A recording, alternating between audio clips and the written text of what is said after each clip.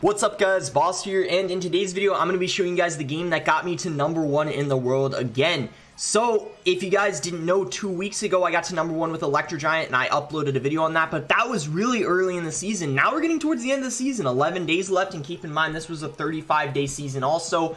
I got to 8,300, I was the first person to get to 8,300, and I think I'm going to be able to get to 9,000 pretty soon. There's definitely going to be people that get to 9,000 this season. I hope I'm one of them. I'll do my best to make it happen.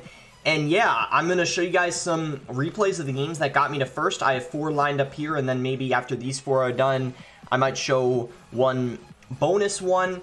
And before we head into it, if you guys would like to support me, you could use my creator code BOSS in any Supercell game. I really do appreciate all the support. It does mean a lot. The other thing I want to say is I got in the comments, because I've been doing these, I've been having a great season so far. Obviously, anything can happen at the end. I could end up tilting, you know, who knows, but I'm really happy with my performance so far this season. Pretty much ever since the season started, I've been in the top 10 majority of the season. I hit #1 like 3 times, I think, and this overall has just been an incredible season so far, and I hope to keep it up at the end.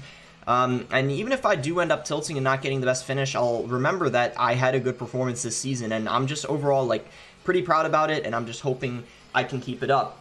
So let's head into the first replay here. This guy actually, I think, tried to snipe me because he normally doesn't use this giant graveyard deck with Mortar and Zappies. Mortar and Zappies are really good, and I have him on my friends list. We were both online, and I think we both like knew we were probably going to be searching. I was hoping he was playing with his regular giant graveyard deck that has Witch and Skarmy in it instead of the Mortar and the Zappies, but he had Mortar. Mortar's one of the best defenses in the whole game against the Electro Giant. Also, the one other thing I want to say is you guys in the comments, I see some comments saying that replays are boring, but I think you're going to get way more out of replays than you will with live games, and I'm going to tell you a couple reasons why. One, when there's a replay, not only can I explain the game much better, but you get to see everything. You get to see the elixir I have, the elixir my opponent has, what they have in cycle, etc., etc., and I can just explain why I made the plays I did.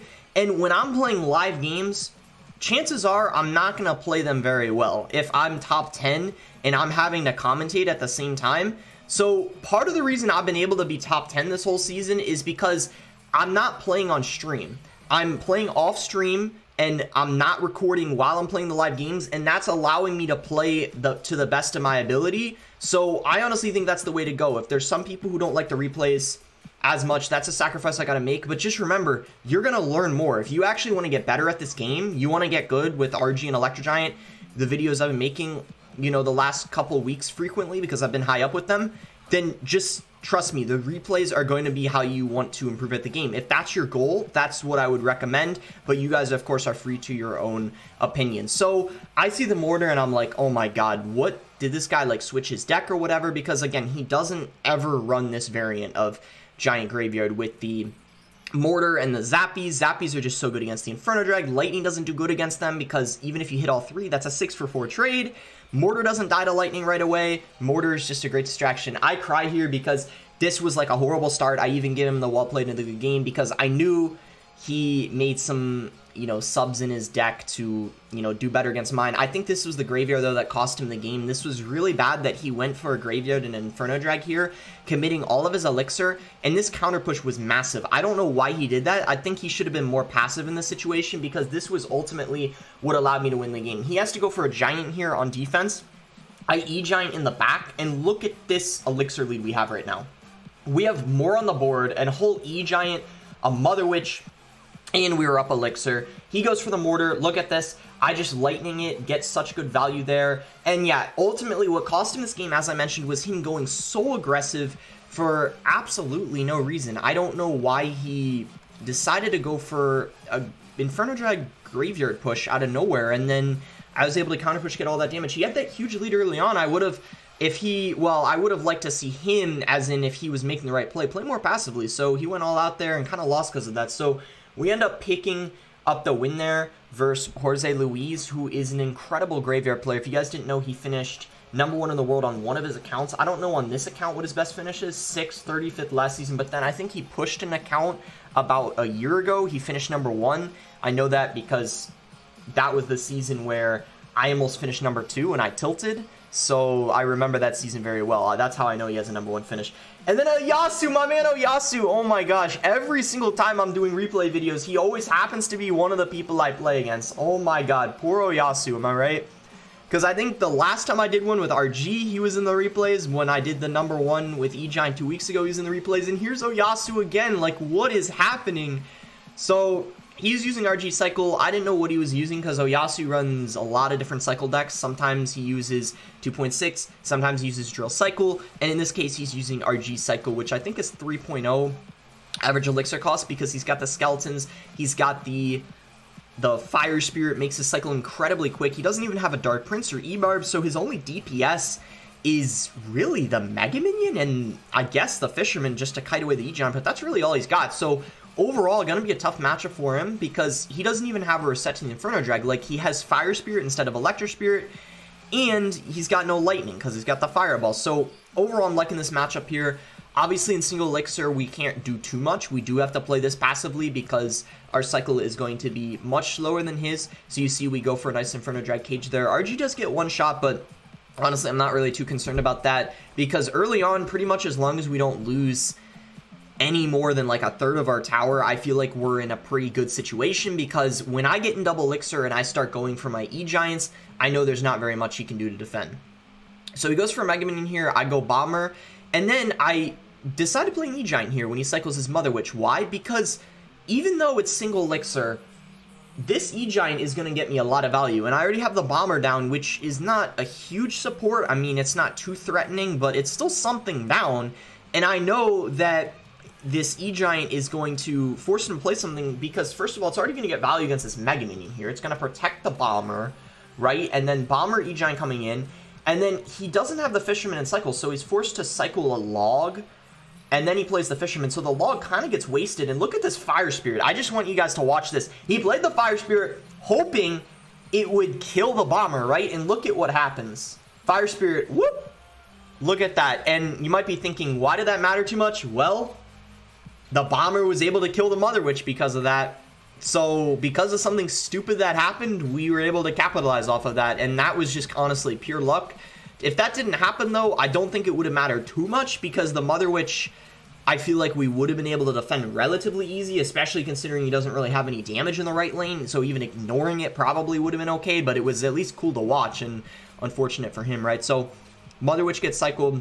I just go Bomber. This was a bad RG in my opinion. I don't know why he did this because he played it right into a cage. I had an Inferno Dragon cycle. I don't really know what he was thinking here. I don't think this was the best RG push, and you see this is pretty much where I win the game because I just go E-Giant. So kind of like that Jorge Luis guy who lost because of being too aggressive. Oyasu unfortunately going to fall to the same fate here because he was too aggressive. But like I said, this is an easy matchup for me. There's not too much he can do anyway, just simply because he doesn't have any DPS for the E-Giant. He's laughing here, and I don't blame him for laughing. I mean, it's just a tough matchup for him. Not a whole lot he can do. But, hey, still happy to get the win. Gives up. We get the easy 3 crown there. And, man, poor Oyasu. Like, I don't know why I keep playing against him in these replay videos. And I swear I'm not, like, cherry-picking him because I switched to E-Giant very recently. Like, you see, I was using a lot of RG here, and then I switched to E-Giant to try it out, see if it's good this season. It's looking like it is, and then I happen to play against him. So, yeah, it's just kind of crazy. He just, I keep queuing into him on ladder. So, Emix, another Giant Graveyard player here. This is going to be the Giant Graveyard deck Jorge Luis was using, and then you see he put in Zappies for the Witch, Mortar for the what? He had Mortar too. What? So Zappies instead of the Witch, I think, and then Mortar instead of, I can't think of it right now. Maybe instead of the, I'm really blanking out now. Maybe the Skarmy? Yeah, the Skarmy, I think. That must be it. So this matchup is incredibly easy for me because I have E-Giant, which resets the Inferno Drag, and the Witch I don't think is very good, and when he cycles that Inferno Drag, that's an automatic E-Giant. Like, you know, like, alright, I'm just gonna go E-Giant into that Inferno Drag because that's, yeah, even though it's an 8 for 4 trade, you're committing twice the amount of Elixir. E-Giant's like the hardest counter to the Inferno Drag, and that's really his only DPS. So when he doesn't have the Inferno Drag, he can't defend the E-Giant. So you see here, his only option is to pressure in the opposite lane.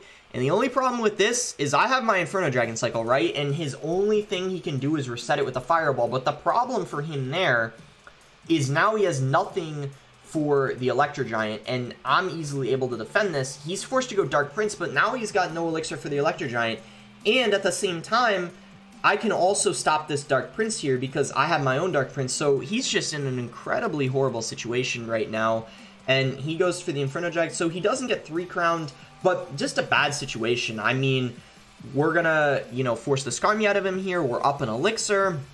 He still doesn't have my tower. If he was actually able to take my tower, I think he'd have a chance in this situation, but because he didn't take my tower, this is an awful, awful, awful situation. I go for an Electro Giant here again on the Inferno Drag.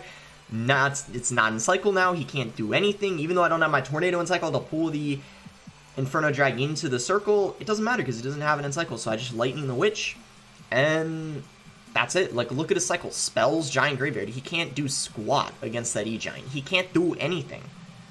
Goes Giant to pressure. I have my Inferno Drag, though, at the ready, and he has to overcommit here just to try to get some damage. He does get quite a lot, though. I'll give him that. He does get a ton of damage here, but it doesn't even take the tower, and we've already taken both of his. So it's just hopeless for him at this point. I'm sorry. There's just really not much you can do here. So let's just go ahead and we can, you know, speed it up. Basically, it just, you know, 3-crown him, and he's not able to take both of my towers. He's spamming the well played. He's obviously a little salty. Again, don't blame him. I mean, it's just almost an impossible matchup for him. And then here we got one versus Lava. Lava, this Lava cycle deck, very, very popular in the meta right now. It actually finished second in the world last season. I can show you guys Asuna actually uses Lava cycle. He's 13th in the world right now. And you see he finished second last season, which proves it's a very good deck. Now, this is a very, very easy matchup, but I just want to show you guys this because there's a couple of things people could do wrong. What you want to do, I've talked about this before when you're against Lava Cycle, you want to make sure that you're saving your Tornado for the Inferno Drag. They're going to try to bait your Tornadoes with the balloons, at least good Lava players are. So if they go for a Lava Loon push, and if you have the Tornado in cycle, don't Tornado the balloon to the King Tower, just use your Inferno Drag and Mother Witch to defend. And just always save that Tornado for the Inferno Drag, like 90% of the time. Of course, in some rare situations, you may have to Tornado a balloon or other things like that, but in single elixir, you really want to try to avoid it if possible. You want to wait until double if you want to Tornado something else to where you can cycle back to an Inferno Drag or have enough for a Lightning if you need to reset the Inferno Drag and you don't have that Tornado in cycle. But besides that, you should be fine. It's a pretty straightforward matchup. I go Cage here because I know that I'm up elixir, and I don't want to cycle my Electro Giant just yet until he plays that Lava. Now we go for the Electro Giant into that Lava. And then I got my Inferno Dragon cycle here. So I'm getting ready to play it on the Lava. But then what I realized is he goes for a balloon in the other lane. And I'm like, okay, let's Inferno Drag it because... And also, if you guys are wondering why I waited here, you might be wondering, why did I wait and this balloon got a shot? I hesitated to play it because I thought he was going to play minions behind the balloon. He didn't, though, but this was stupid on my end. I should have played it right away regardless because the Brawler, look at that, it would have distracted the minion. So this was a mistake on my end. I can't deny that, but overall, he's screwed here because, like, what can he do, right? I have the Tornado in cycle. He knows I'm going to Tornado that Inferno Drag into the E-Giant, so he doesn't even play it. Instead, he just goes for a Bomber, knowing that Bomber, he's maybe trying to bait me to Tornado it into the E-Giant. I don't fall for it, though. I just go for a Bomber to take out his. And look at this Lava Hound. I'm not stressing about defending it. I know the Lava Hound is not going to do a lot of DPS for me, so I just wait until it pops, go for a Dark Prince to tank, and we're pretty much chilling here. I mean, we took his tower. Yeah, he got my left lane really low, but look at the Arena Tower. Distracted by the pigs. So that E-Giant is getting so much damage on that King Tower because only the King was taking it out, not the Arena Tower. I called a good game here. I know it was over. I think I called it like right here because I know I'm up elixir. I know I have Tornado and cycle for the Inferno Dragon. He's spamming the CRL #1 emote. Top ladder, I know mid ladder, a lot of people use emotes, but top ladder, you guys would be surprised. Pretty much every time someone loses, like more than half the time, they'll spam emotes. It's pretty funny, but it shows that even, you know, good, like, top ladder players have emotions too, and they get upset when they lose. So what I want to show you guys is the game I lost now after we showed you guys those 4 wins. I got one. I lost against Banzito, and actually he's a streamer too. Shout out to him. I played a best of 3 against him that he won. It was really close games though. Yeah, he streams on Twitch. He's a great player. I lost him with Electro Giant. Now this is interesting because he had Ewiz instead of the Mother Witch, so he had another reset to the Inferno Drag. So it's not as easy against, say, Oyasu's deck, where Oyasu didn't have an Ewiz, so the Inferno Drag got a lot more value. But because Benzito has the Ewiz and the Electro Spirit, he has 2 solid resets to the Inferno Drag. So this matchup, I think, is slightly in my advantage, but he managed to win. He played it very well, in my opinion. And yeah, I guess we'll hop into this one, because I don't want to show you guys just wins. I'll show you guys, you know, one loss, and see if there's anything I could have done differently just by watching the replay. And also, I have an idea for a video coming up. Let me know if you guys think it's a good idea. It's not really stolen off of B-Rad. I don't think I said this yet. I don't think I said this in the intro or said it yet. If I did already say this, my bad for repeating myself. But I was thinking of doing a video idea. Let me know if you guys, those of you who stuck around this far in the video, let me know what you think of it. I was thinking of doing a video where I play maybe a grand challenge, right, and I use a meta deck. I don't want to play ladder because I'm so high up on my main account. I'm not risking my trophies to do a video like this. There's no way. But I was going to play a grand challenge, right? Hear me out. I start with the completely meta deck, and then every time I win a game, I add 2 off-meta cards to it. It's the reason why I say it's an idea from B-Rad is because B-Rad did the, if I win a game, the deck gets more expensive, or if I win a game, I add a win condition, etc. But this, I'm going to do, if I win a game, the deck gets more off meta. Has B-Red done a video like that? I don't think he has. I hope he hasn't, so I can be like the first to do this idea. So it's like, if I win a game, the deck gets more off meta. So basically, if I win, I add 2 off meta cards to it. So as an example, I might add like Giant Skeleton and like Executioner in the deck. I start maybe with like a Drill Cycle deck, and then I add like Executioner and, you know, like Giant Skeleton, like just as an example. Like, let me know what you guys think of that idea. I think it would be pretty fun. And then by the time I win like 3 games, the whole deck is off meta, and then I have to try to win with it. Let me know what you guys think of that idea. I think that would be, yeah, an idea for something I've never done content on before. But yeah, I'll see what you guys say. Hopefully some of you stuck around and can give input on that. But anyway, you can see here, this is going to prove to you guys why this matchup isn't as good for me as the one against Oyasu, because he's got the Ewiz, right? Like, he can just plop that Ewiz on the Inferno Drag, and it's such a good counter to it. Just the fact that it keeps stunning it. Whereas if he had Mother Witch in that situation, that would have been a completely different story, that defense, right? I go for a cage here. We're still playing defensively. This was a very interesting RG push. I don't even agree with this play. He got away with it because he was able to defend, and he's lucky I didn't have enough elixir for an Electro Giant, but that was a very interesting RG push in my opinion. I'm not entirely sure why he did that. Anyway, this was a good Ewiz. He resets the Inferno Drag, so I'm forced to go for a Bomber on top of that Dark Prince. And then I go for a Mother Witch here because really it's my only play in this situation. Even though I know he's got a Fireball, I have to do it. So he's going to Fireball here.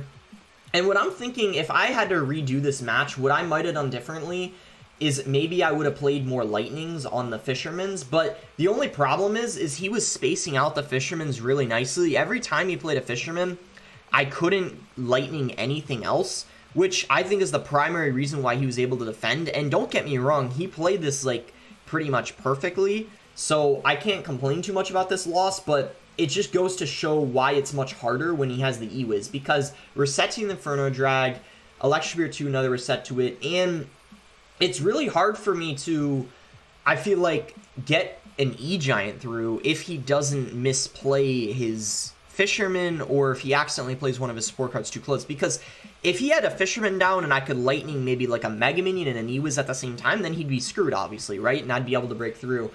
But right here, he goes for a Fisherman again, and this was a very good Fisherman. You know why? Because not only can't I Lightning that and the tower, I also can't even Lightning the tower. That's what I meant to say. Like, not only can't I Lightning the Mega Minion, I can't Lightning the tower because he played it so far away. I couldn't even hit the tower and the Fisherman, so I was like, that's not even worth playing a Lightning on because that's an overcommitment. And if I Lightning just the Fisherman, he would have been able to defend because he would have just gone Ewiz on top of the Inferno Drag. So just, it's crazy how one card, the Ewiz, makes this matchup so much harder than if they have Mother Witch. It's like really, it's kind of crazy if you think about it. Now this Fisherman, I would have Lightninged, but I didn't have enough Elixir for the Lightning in that situation. So just kind of unfortunate for us that we're never really able to get a good Lightning off. And that Mother Witch, I will say, was not very good. It just got pulled by the Fisherman. That was a good RG in front. It tanked for it. And yeah, that was overall pretty solid play on his end. And he goes for the Fisherman again, and this is where he's starting to overwhelm me. I couldn't Lightning there because then he would have just broken through with the RG. I really wanted to Lightning the Fisherman in the tower, but yeah, you see we're getting overwhelmed. And yeah, I have to say, like, overall, he just played very well. I would say he played, you know, he played very well. Like, I got to give him credit on this win because I think, like, even though it's got the Ewiz, this is probably slightly in my favor. Maybe it's like 50-50, but regardless, there's no way that this is his matchup. It's either an even matchup or slightly in my favor, I would say. But, hey, he played it pretty well. You can't always win, you know, every match, even if it is like 50-50 or slightly in your favor. I mean, and like I said, he played it well. Like, I can't complain losing that game. And it didn't matter anyway because we were able to win like 5 ladder games in a row after that. But anyway, that is going to be it for the video. Again, really happy with how the season's gone. I hope I can get, my goal for the season's top 10, because this is the last ladder season that counts towards CRL. If you finish top 10, you get 40 points for CRL. If you finish top 50, you get 25. Top 100, you get 20. And top 500, you get 5. So as you can see, very, very important to, and 1,000, you only get 1. But anyway, it's very important to get at least top 100, but I really want to get top 50 or top 10 for my last ladder season to get as many points possible. If I've already guaranteed top 50, maybe I'll play a little more, or if I've even guaranteed top 10, like let's say like I'm 3rd in the world or something, there's like a couple hours of the season left, maybe I keep playing, try to go for first, but overall, I'll do my best. I've been like, yeah, really working hard this season. I'm glad so far the hard work has been paying off, just the fact I've been able to like maintain a high position. And yeah, if you guys do think these replay videos are boring, like, I apologize, but a lot of people do enjoy them, and when I get number 1 in the world, like, I gotta make a video on it, even if it's not live games, you know, I gotta do replays for the content, right? Triple draft tournament coming up, so this is gonna be different. I'm making a video on, and then I'm planning on making a video too, doing a grand challenge with an off-meta deck. Like, every time I win, I make it more off-meta, as I explained, so that should be fun. That's gonna be it. Make sure to like it if you guys did enjoy it. Subscribe if you aren't subscribed already, and thanks again. Until next time, guys.